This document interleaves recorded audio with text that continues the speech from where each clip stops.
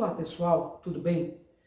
Hoje eu vou falar da obra A República, de Platão. Platão nasceu mais ou menos em 427 a.C., de família de aristocratas. O objetivo principal da obra A República é falar do conceito de justiça, de falar do conceito do que é um bom governo. Bem, Platão, ele na República vai falar de conceitos metafísicos também, mas esse não é o objetivo aqui. Meu objetivo é abordar os aspectos políticos da obra República. Então, ele inicia falando de conceitos de justiças que são conhecidos naquela época. O primeiro conceito quem traz é Céfalo. A República, é bom lembrar, é um diálogo de Sócrates, o mestre de Platão, o professor de Platão, que foi assassinado na democracia. É um diálogo entre Sócrates e seus amigos. Bem, então o primeiro conceito de justiça é trazido por Céfalo. O conceito seria ser honesto e pagar suas dívidas. Bem, Sócrates vai refutar Céfalo, vai falar que nem sempre pagar as dívidas é justo. Porque se um amigo enlouquece, não é justo devolver a ele uma arma que foi tomada emprestada. E nem falar a verdade para esse amigo.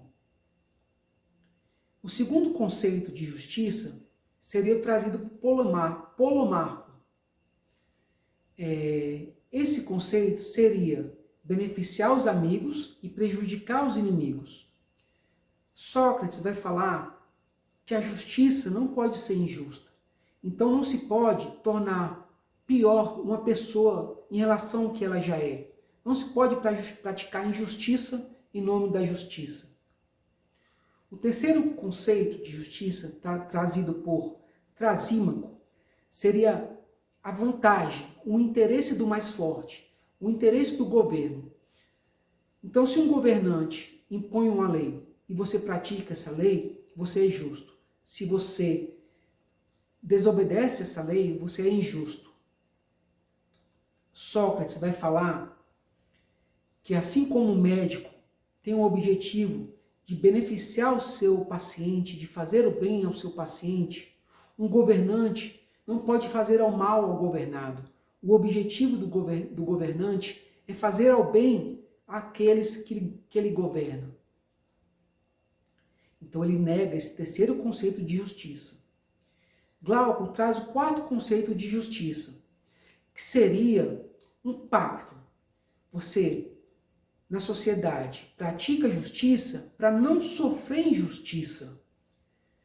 Mas Sócrates vai falar que a justiça é o bem supremo da alma, negando esse quarto conceito de justiça. Mas bem, para Sócrates não existe uma diferença entre o conceito individual de justiça e o conceito de justiça praticado no Estado. Para ele, isso é uma mesma coisa. Então, qual é o conceito de justiça praticado no Estado? Para isso, temos que entender como esse Estado se organiza. Qual o Estado ideal que Sócrates imagina, que Platão imagina? Bem, uma sociedade ideal para Platão é uma sociedade que é organizada em classes, é uma meritocracia. Para ele, existe uma classe de trabalhadores que possuem a alma de bronze, de ferro, e que tem como característica a temperança, o autocontrole, ou seja, eles obedecem aos seus líderes. A segunda classe, nessa sociedade ideal, seria a dos guerreiros ou auxiliares. Eles possuem uma alma de prata e são governados pela coragem. A terceira classe, nesse estado ideal, seria a dos reis filósofos, dos magistrados, dos guardiões do Estado. Eles têm a alma de ouro e são governados. A sua característica central é a sabedoria, é agir com racionalidade. A essa última classe dos reis filósofos, cabe governar o Estado.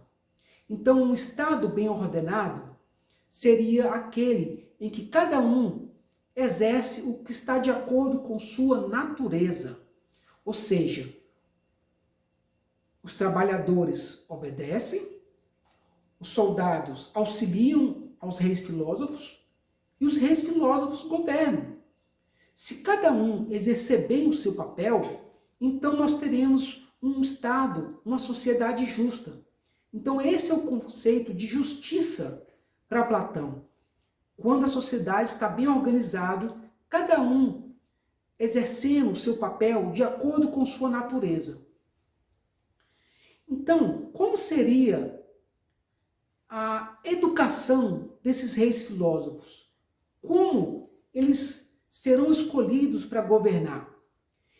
Platão vai falar que eles vão passar por uma seleção durante toda a sua vida. Toda a sua vida.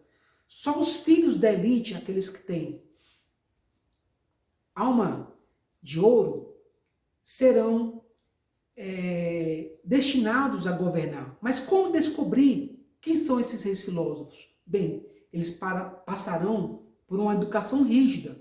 Durante toda a vida, eles serão educados em música e ginástica, treinamento militar, matemática, dialética, serviço militar. E só aos 50 anos, depois de uma peneira, depois de uma seleção, eles terão o direito de filosofar, de se dedicar à filosofia e governar, administrar o Estado. Isso é reservado para muitos poucos.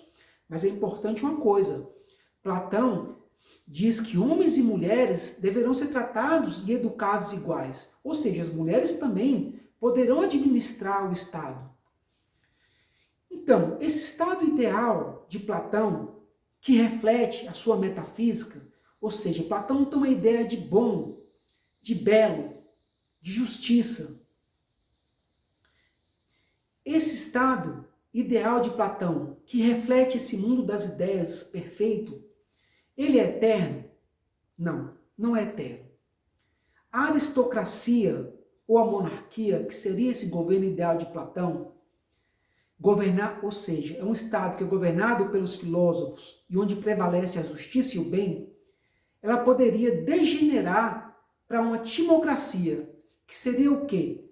Seria um governo onde os militares dão mais valor à honra, à glória, à cólera, à violência.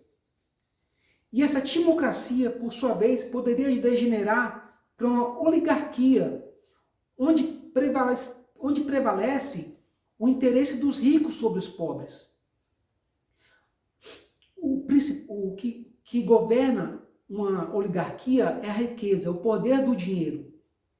A oligarquia pode degenerar, por sua vez, para uma democracia, que seria o governo das massas, onde prevalece a liberdade excessiva.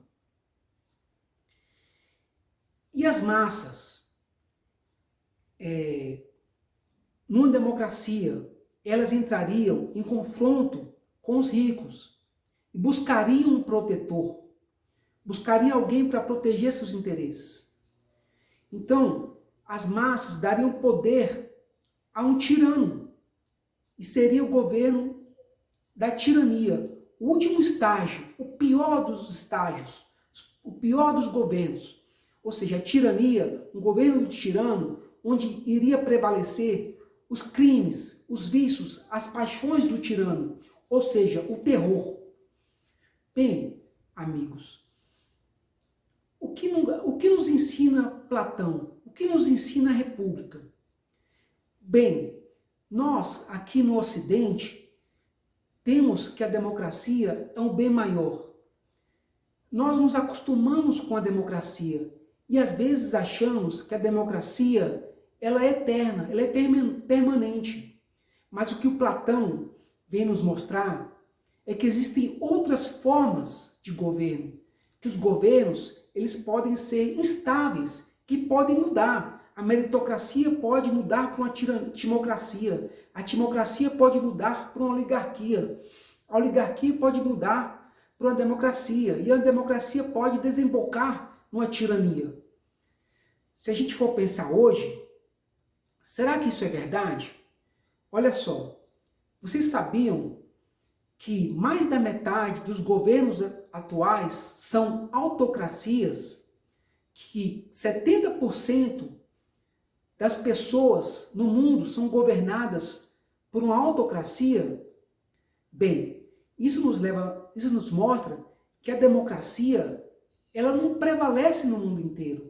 Ou seja, ela não é um valor compartilhado no mundo inteiro. Por mais que aqui no Ocidente nós tendemos a acreditar que ela é perfeita.